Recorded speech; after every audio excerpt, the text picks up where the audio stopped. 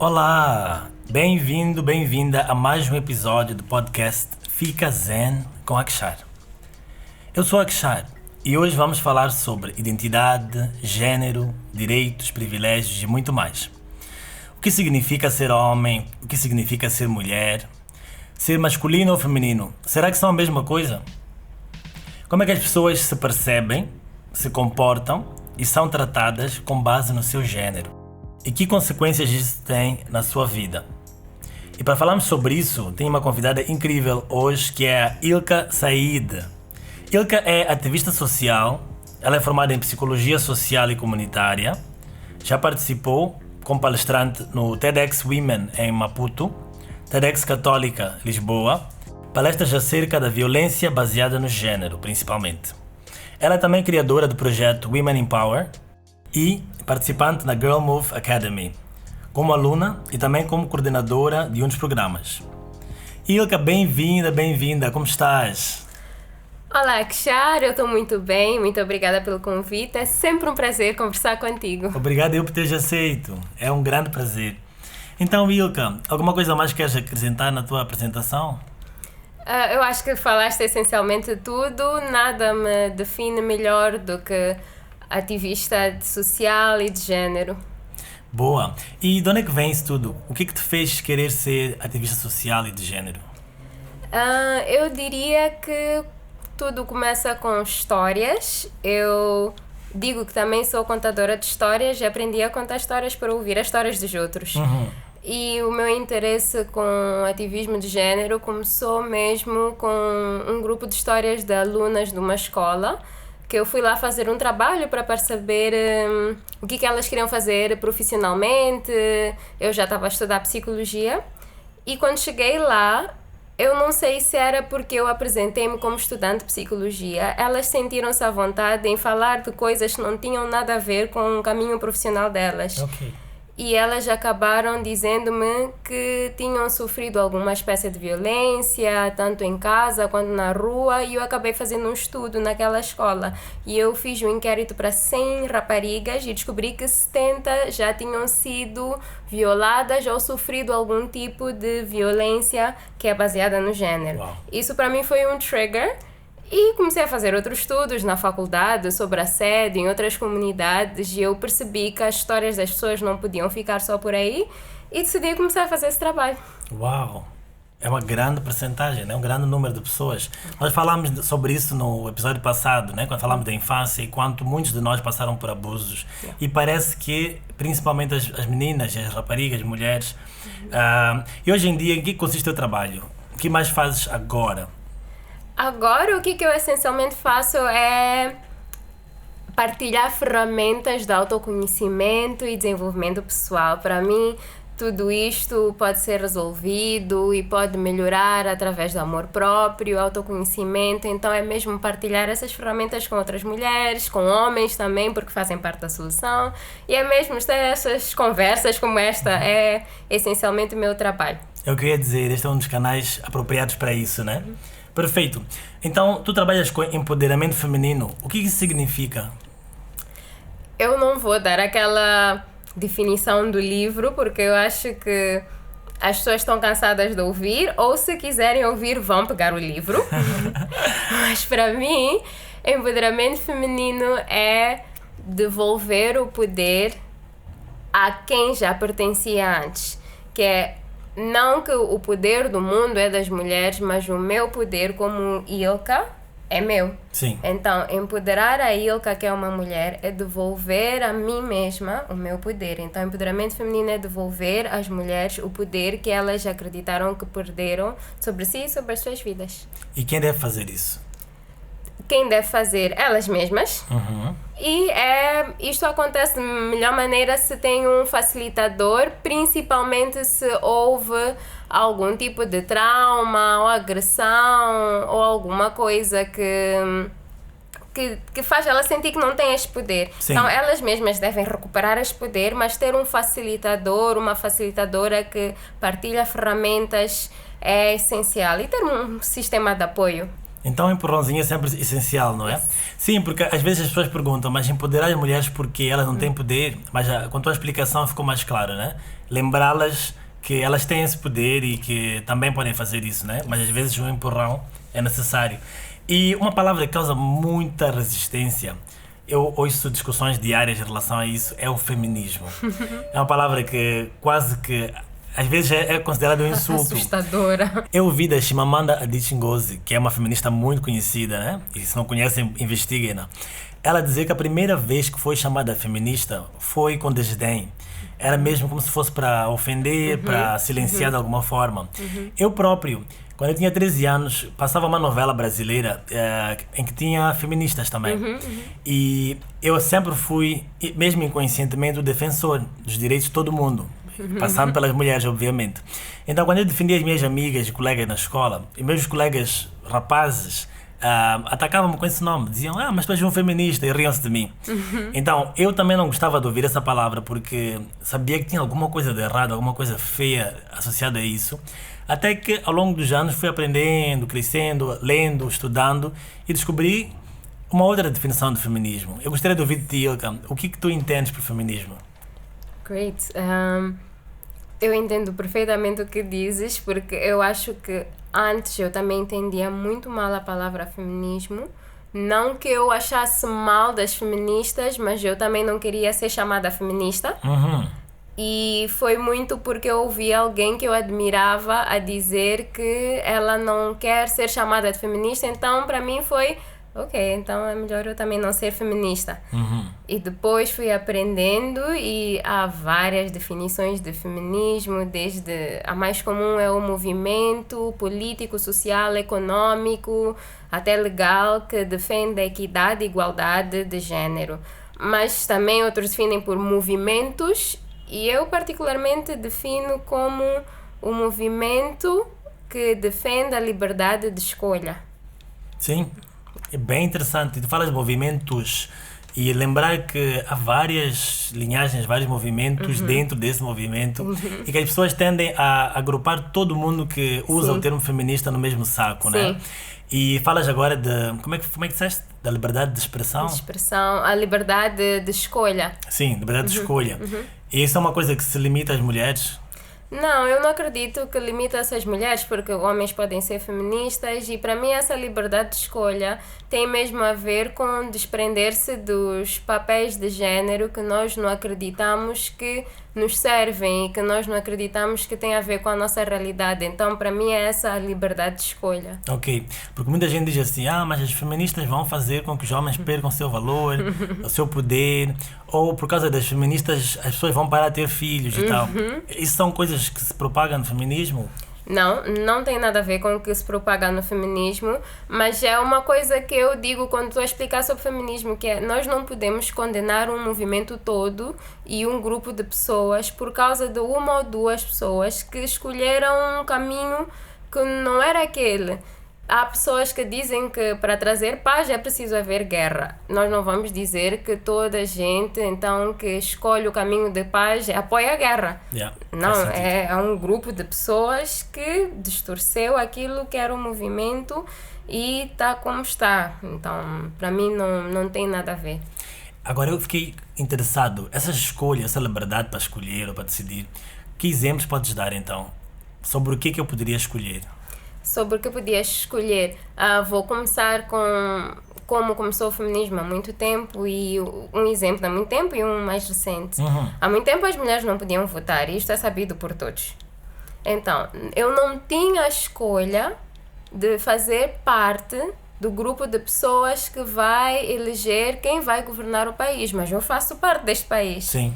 Como é que eu, como uma cidadã do país, não posso fazer parte deste processo? Então foi dada a escolha de eu poder votar. Da mesma maneira que é um dever e um direito irmos votar, ainda assim as pessoas escolhem não ir. Apesar de que, né? Sim. Mas as pessoas, é importante eu ter essa escolha de ir. Sim. Então foi dado esse direito da pessoa poder ir votar. Hoje em dia, talvez não tão recente, mas em outros países, dirigir. As mulheres em alguns países não podiam tirar a carta de condução. Sim. Eu particularmente tenho carta de condução, mas não conduzo, por escolha. Eu não gosto de conduzir. Mas eu tive a escolha de tirar a carta. Sim. É diferente se me tivessem dito, tu não podes tirar a carta, tu és mulher, não vai acontecer. Então eu tenho que ter a escolha de vou ou não vou fazer.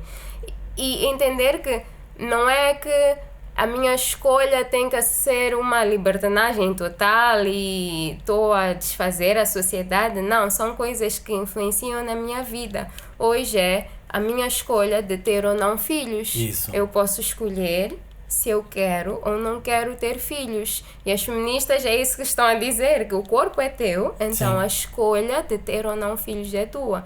E os que são contra o feminismo dizem, não, tu és mulher, vais ter filhos e ponto, é o fim da história. Ou que as feministas obrigam a todas as mulheres a Que- desafiar os a homens, desafiar, a assim. tornarem-se, sei lá, estéreis, nem sei, né? Mas são argumentos que vêm muito ao de cima nessas conversas. E será que o feminismo é o oposto do machismo? Porque quando se fala de machismo, também vem com uma conotação negativa, a maior parte das vezes, né? Falam de opressão, dominação, de retirar esses direitos e coisas assim. E o feminismo não retira o direito dos homens ou sei lá, alguma coisa. Muitas vezes as pessoas sim fazem essa associação, mas não tem nada a ver. Diríamos que o feminismo vem se opor ao machismo. Não é alguma realidade que é superioridade masculina, não. Machismo tem a ver com superioridade masculina, como o homem como dominante e a mulher na posição sempre inferior. E feminismo tem a ver com equidade e igualdade, que é eu posso ser engenheira, tu podes ser engenheiro, eu posso ser cozinheira, tu podes ser cozinheiro. Isso é a nossa escolha. Então por que há tanta resistência? Interessa-me. É uma pergunta que também me interessa muito. Por que há tanta resistência? E eu acho que tem a ver mesmo com desinformação. E tudo que é novo assusta. Quando é que eu comecei a pesquisar um pouco mais sobre a resistência? Ultimamente eu pergunto mais às pessoas que são contra o feminismo e converso muito com pessoas que são contra o feminismo para entender a resistência, que é algo que eu estou mesmo a dar-me um trabalho de perceber. E isso me lembra de um episódio. Há dias estava com alguém e eu e a pessoa estávamos a ler um artigo de uma brasileira que disse que se fosse para ter filhos não podia ser um homem. E a pessoa disse, essa só pode ser feminista? E olhou para mim e disse, e tu, já que és feminista, que se ficares grávida e for um menino vais fazer um aborto, né? Já que vocês feministas... Uau! E eu fiquei, o que isso tem a ver? De onde é que vem esta história? Sim. E eu decidi entender de onde é que está a vir esta resistência, e tem mesmo a ver com falta de conhecimento, que é, eu conheço uma feminista ou alguém que se define como feminista e esta pessoa não gosta de homens. Todas as feministas não gostam de homens. Eu conheço uma feminista que não quer ter filhos. Todas as feministas não querem ter filhos. É a mesma coisa que dizer, eu conheço um moçambicano que não gosta de caranguejo. Então, os moçambicanos gosta de caranguejo. É exatamente é isso esse tipo que de acontece. raciocínio que acontece. Sim, acontece muito isso.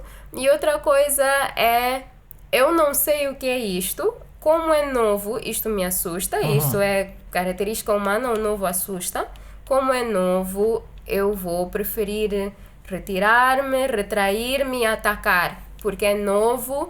E, sobretudo, isto está a desafiar aquilo que eu conheço como normal. Ameaçar, Está a né? ameaçar, sim. E a melhor defesa é o ataque. É o como se ataque, diz. exatamente. Então, a ideia de que, ok, eu antes estava numa posição de poder, de privilégio, e agora vem este grupo de pessoas que diz, não, vamos partilhar o poder. Será que elas querem mesmo partilhar ou querem me roubar o poder? Eu nem quero parar para entender, eu só vou atacar. Sim. Então, tem muito a ver com eu não entendo o movimento. Sim. Eu não sei muito bem o que está a acontecer, eu não conheço feministas suficientes, e as que eu conheço não tem nada a ver com o que eu acredito. E outra coisa é, eu vou ler sobre feministas de outro país e depois digo que as do meu país também estão loucas, que é atribuir características de outros sítios onde eu estou. Há Sim. feministas que estavam a lutar pelo direito de conduzir e eu nunca ouvi isto aqui, porque... Sim. não era o nosso problema. Então podem dizer, mas elas estão a lutar para quê? Se podem conduzir. Não, Sim. não podiam elas. Nós podemos. É diferente. Verdade. Muito bom.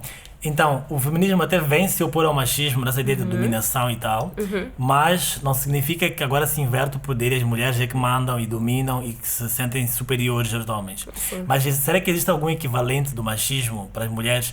As mulheres que, por exemplo, podem pensar que nós realmente somos as melhores e todos os homens são uns idiotas ou são fracos.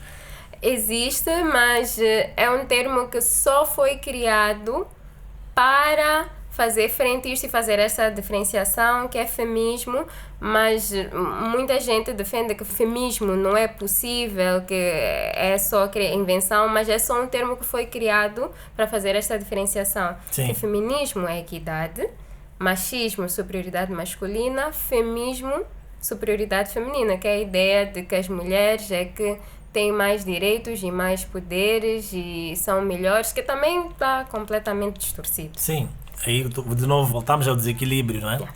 E então, só para tentar fechar essa equação, do lado das mulheres, quem acredita nos direitos de todos, na escolha, na expressão, é feminista. Sim.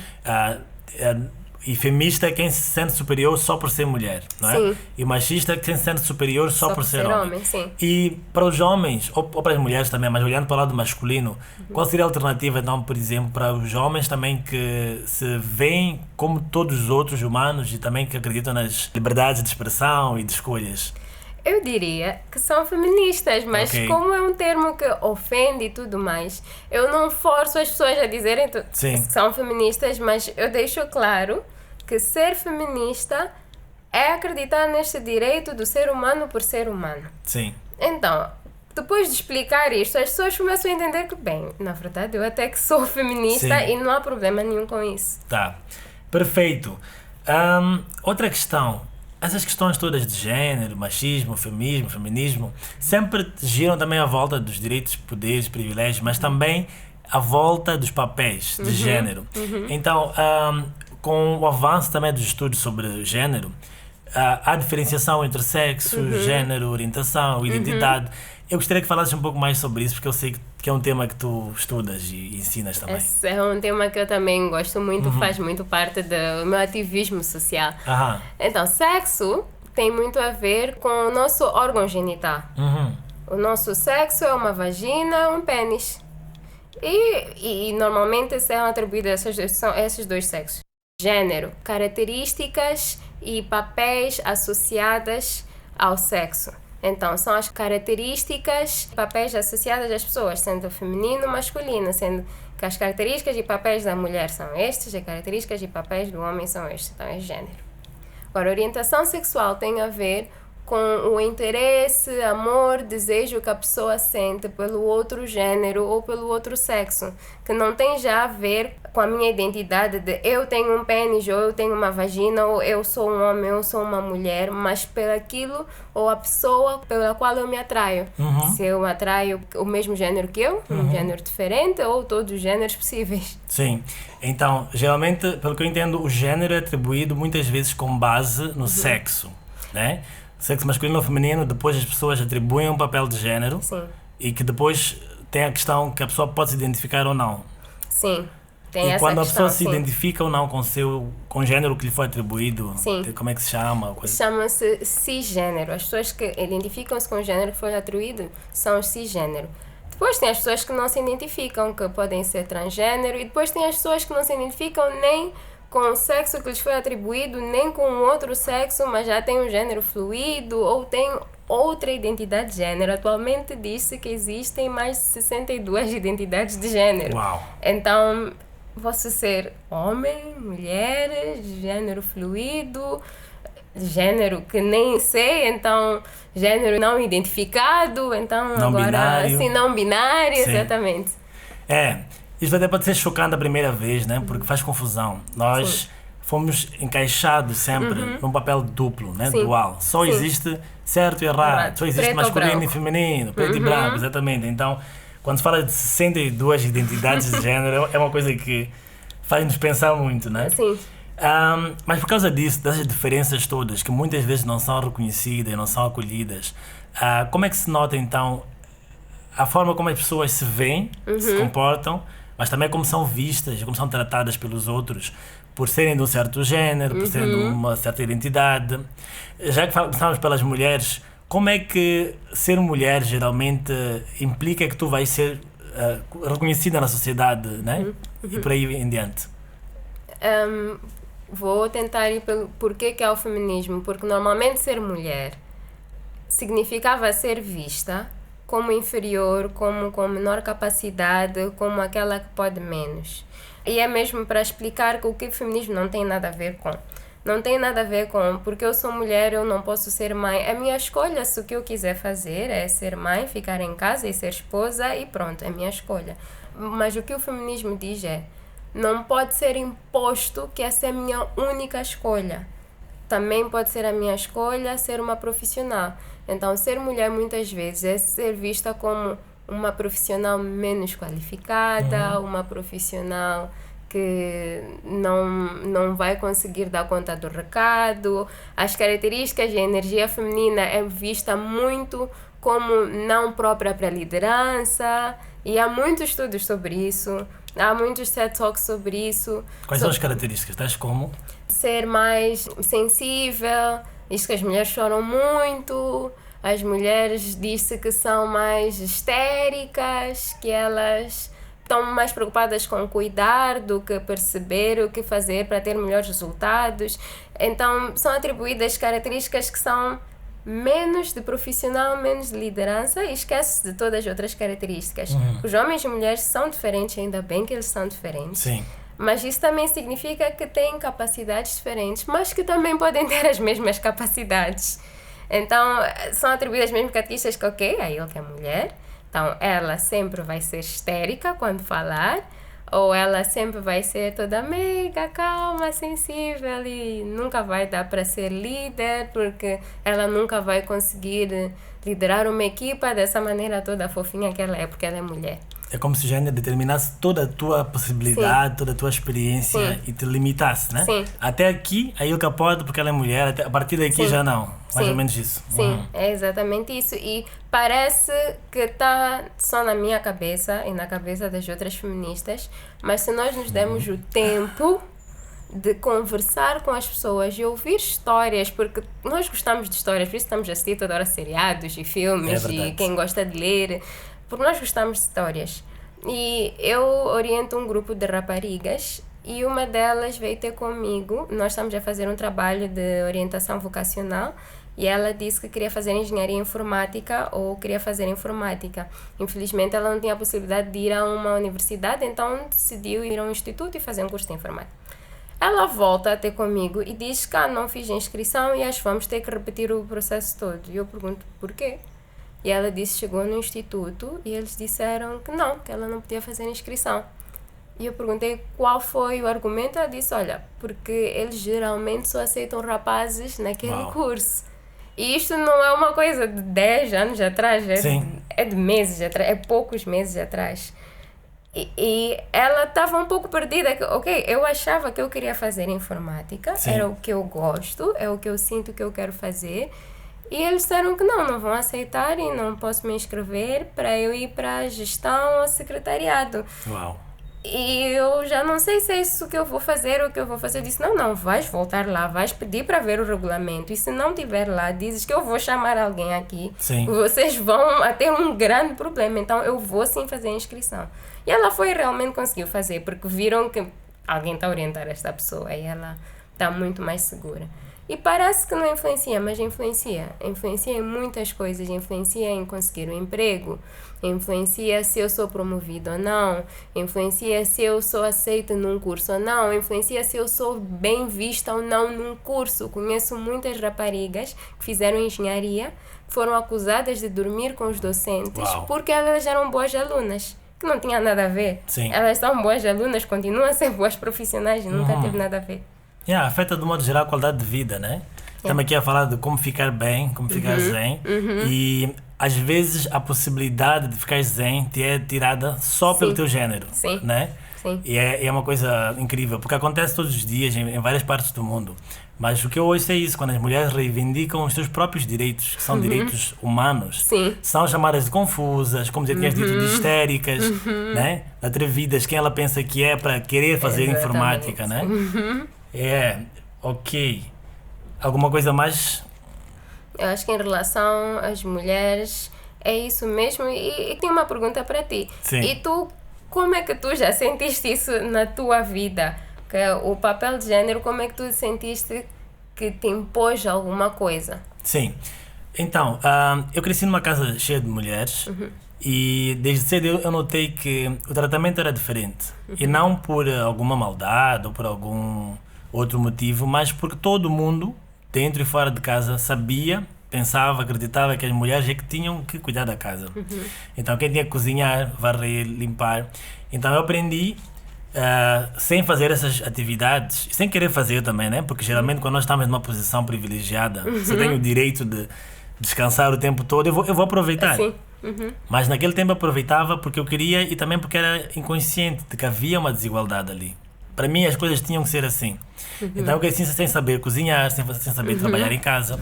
Coisas que eu aprendi e continuo a aprender agora já em adulto e que de alguma forma são vistas como privilégios, mas também tornam-nos homens, às vezes incapacitados para ser funcionais, para ser capazes de desempenhar atividades básicas, como aquecer a própria água para o banho, por exemplo. Então, eu notava na escola, por exemplo, que o tratamento sempre foi diferente, em casa, na escola, na rua. Como eu falava dos meus colegas que tratavam as meninas de uma forma desrespeitosa, eles se sentiam no direito de fazer aquilo porque eram homens. Sim. Né? Nesse ponto, foi um pouco diferente porque, provavelmente por viver com mulheres, eu via que, ok, somos todos... sentimos todos de forma igual. Temos necessidades todos, temos vontade todos. E isso permitiu-me ver um pouquinho fora do meu papel como rapaz, como homem. Ainda assim, em grande parte eu fui influenciado. Yes. E eu acho que é o caso da maior parte dos homens. Sim. Que parece que o feminismo só vai beneficiar as mulheres, mas quando vamos ver, também beneficia os homens, porque eu conheço homens que os amigos gozam porque eles não gostam de beber cerveja.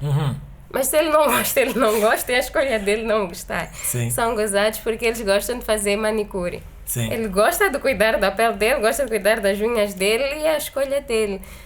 E quando eu tento pôr e comparar as coisas de género, onde começa a não fazer sentido. Ok, a mulher é aquela que é frágil e é toda mais calminha, entrando mais para a minha área. Sim, sim. Que é violência. É toda frágil, ela é sensível, mas também é a que deve aguentar levar porrada. Isso não faz sentido. Como é que eu sou a frágil, a sensível, a chorona e a que deve levar porrada? Não faz sentido. A pessoa não consegue colocar isto um mais um. Como é que o homem é o provedor, o protetor, mas aquele que tem direito de agredir? Sim. Não faz sentido. E quando nós começamos a desconstruir esses papéis que nos foram criados, tu és homem, tu podes bater nela, tu és mulher, tu deves aguentar porrada, mas tu és homem, deves prover e proteger, e tu és mulher e deves ser sensível e chorar sempre que puderes. Isto começa a não fazer sentido algum. Sim. E costuma-se dizer muito que as feministas sempre querem direitos e não têm dever nenhum. Nós não estamos a dizer que as mulheres não têm deveres na sociedade, que as mulheres não devem cuidar dos filhos. Não. Faz aquilo que tu tens de fazer como uma cidadã e como aquilo que foi imposto ou pela lei, que não podes deixar a criança sozinha em casa assim. Então faz aquilo que te compete. Sim. Mas significa que não é porque o pai não precisa cuidar do filho. Não tem nada a ver com eu só quero direitos, não quero deveres. Tem a ver com lógica. Não é uma perda de deveres, mas é um ganho de direitos para todos. Sim.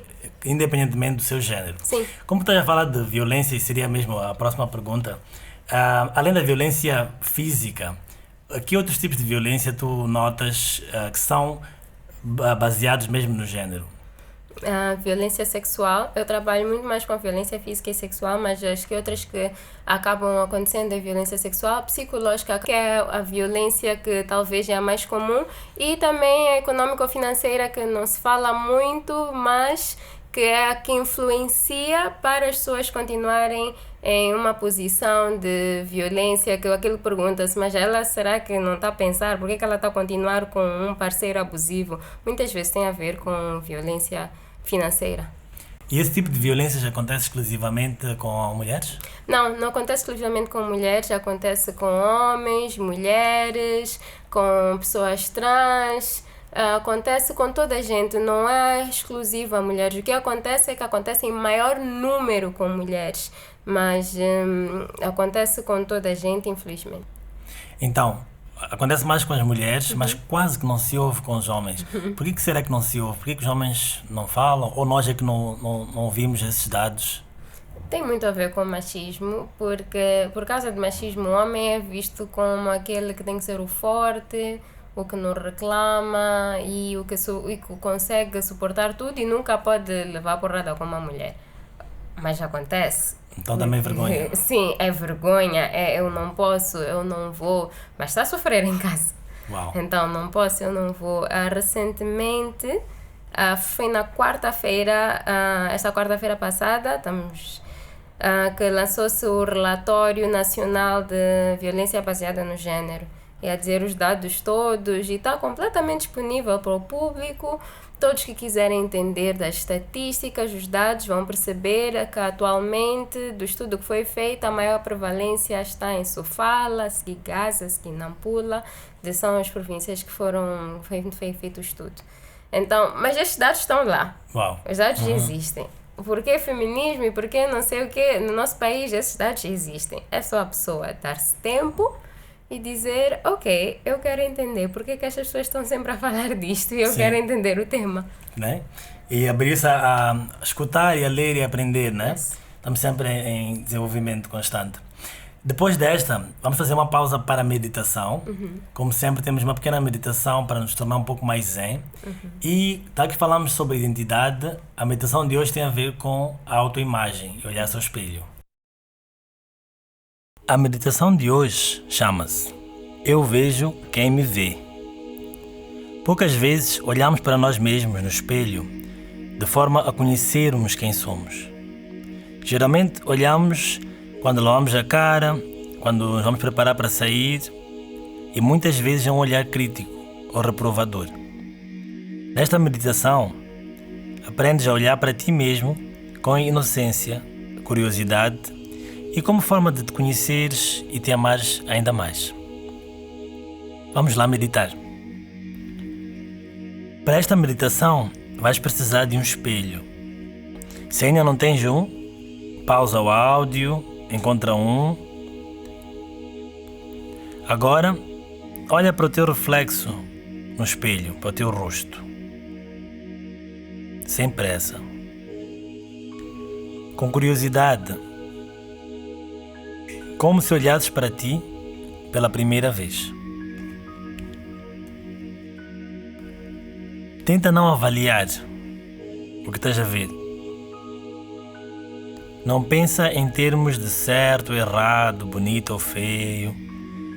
Simplesmente olha para as tuas características físicas. Aprecia o que vês.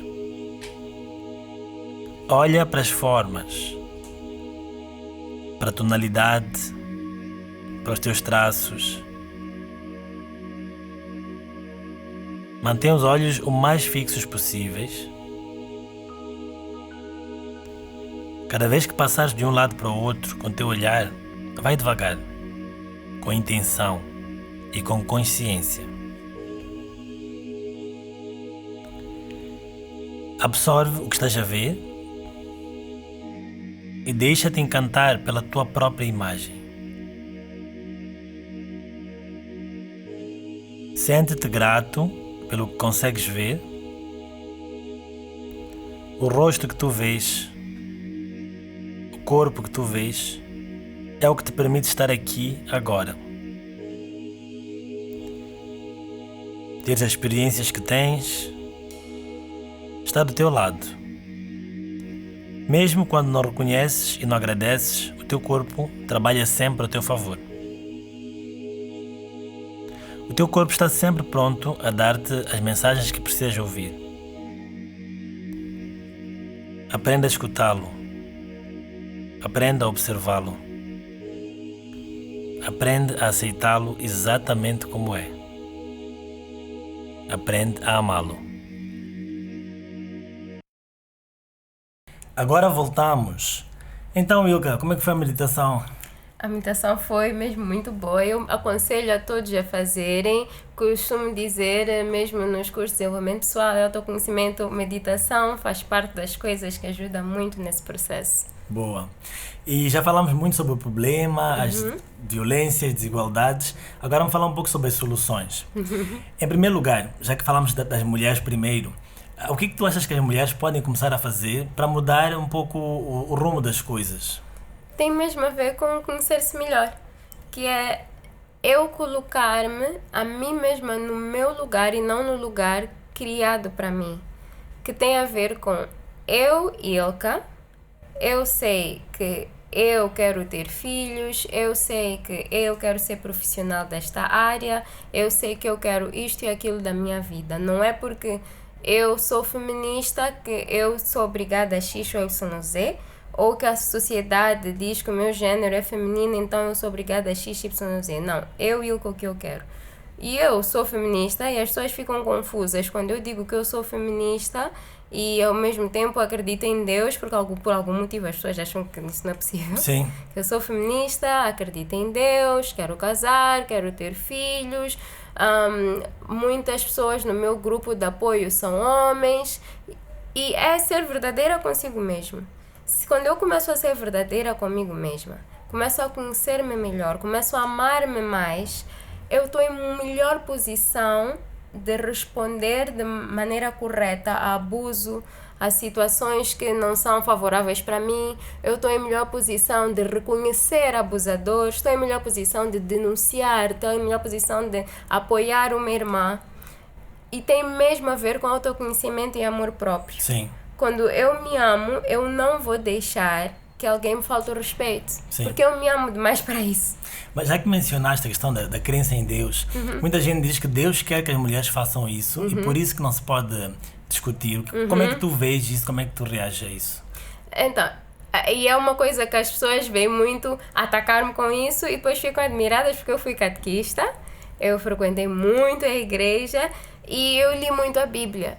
E eu digo, tá bem, não faz mal. E as pessoas assustam-se. Eu disse, sim, a Bíblia, de facto, fala sobre a submissão da mulher e fala sobre o homem como a cabeça da família, o protetor, e a mulher como a sua auxiliadora. Realmente. E eu não estou a dizer que isto deve ou não deve. Se esta for a minha escolha, se esta for a escolha da outra mulher, e esta até pode ser a minha escolha e não tem problema nenhum. Eu sou feminista e esta pode ser a minha escolha. O que eu estou a dizer é que esta seja a minha escolha e esta escolha não pode implicar que eu deva levar porrada. Exato. E que alguém deve controlar todas as minhas finanças. Sim. E que porque eu sou submissa eu posso ser violada e isto não é um problema. É só isso que estamos a dizer, que é por eu escolher que eu vou ser submissa ao meu marido e ele vai ser o líder e eu auxiliadora, isto não significa que eu estou a abdicar da minha condição de que eu sou uma pessoa com direitos. Sim. Só está a dizer que, ok, eu estou a seguir isto e para eu ceder a alguém, ceder completamente este poder de liderança ao homem, é porque eu confio nessa pessoa. Sim. E esta pessoa deve realmente estar numa posição de ser confiada, não ser um agressor. Tudo se resume à escolha, então. Sim. Então, porque o que eu estou a ouvir repetidamente é que o feminismo está aqui para dar escolha. Sim. E não para tirar direitos de ninguém, sim, nem tirar deveres de ninguém. Sim. E falaste que para os homens também, eles têm um papel na solução. Né? O que queres dizer com isso? Os homens também têm um papel na solução porque nós não estamos numa sociedade só de mulheres ou só de homens, estamos numa sociedade de homens, mulheres e todas as pessoas. Significa que se existe uma vítima mulher e existe um agressor homem, é que a vítima deve deixar de ser vítima porque o agressor deve deixar de ser agressor. Uau. Então, o homem tem um papel de amar-se, Porque quem se ama não oprime o outro. Quem se ama não sente a necessidade de se afirmar por mostrar que eu tenho mais força que tu. Quem se ama não sente a necessidade de eu tenho que mostrar que eu tenho mais dinheiro e mais poder que tu, porque eu já me amo e eu já me conheço. Se eu me acredito como bonito, eu não preciso que tu me digas que eu sou bonito, porque eu já sou. Sim. Então tem muito a ver com eu me amar primeiro, para não cair nessas ratoeiras de tem que bater nela, tem que ter 5 namoradas, tem que beber cerveja até cair, tenho que oprimir o outro. Então, Primeiro é se amar. Então, o amor é o requisito básico para ficarmos zen. Sim, o amor é o requisito básico para ficarmos zen. Eu acredito mesmo que é isso. Eu digo, a frase que me identifica é quem se ama não oprime o outro. Boa. Então, mesmo na reta final, Yuka, muito obrigado. Eu queria só uma última recomendação. Tens alguma obra de arte, um livro, um podcast, um vídeo para recomendar? Eu sou aquela pessoa que tem muitas coisas para recomendar, mas vou escolher um blog. Eu não sigo muitos blogs, mas este é um blog de uma pessoa que eu admiro muito e que ajudou-me muito no meu caminho a afirmar-me como ativista e como profissional. E o blog chama-se Katia Almeida Mindhacker .blogspot. Então, como o blog já diz, é sobre mind hacking e conhecermos o nosso cérebro e piratearmos o nosso cérebro e fazermos ele funcionar como nós queremos. Então eu acho um blog super para quem quer perceber por que não estou a me amar, por que não estou zen, o que está a acontecer comigo. Muito obrigado, Ilka. Vamos deixar esse blog na descrição aqui do nosso podcast. Mesmo para despedir, agradeço mais uma vez pela presença e também agradeço ao Melvin, MLVN, pela produção e edição deste podcast e ao Ini on the Track, pelos beats, ambos com uma vibe muito zen. Mandem vossos comentários, sugestões e questões para anandakshar222@gmail.com e responderei na primeira oportunidade. Até a próxima. Fiquem bem, fiquem zen.